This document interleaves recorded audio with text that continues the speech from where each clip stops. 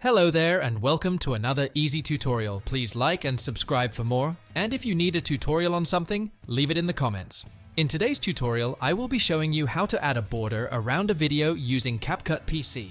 When using Apple devices, everything with Capcut is much easier. For Windows, however, you sometimes need to get creative. Now, start by opening Capcut and create a new project. Next, drag the video you want to border around onto the edit line.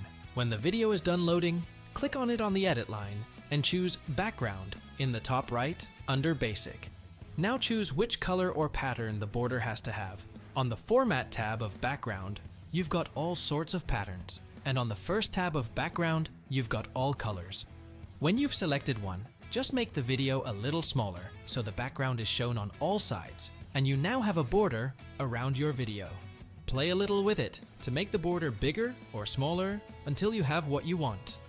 Thanks for watching, and let me know which easy tutorial you want next.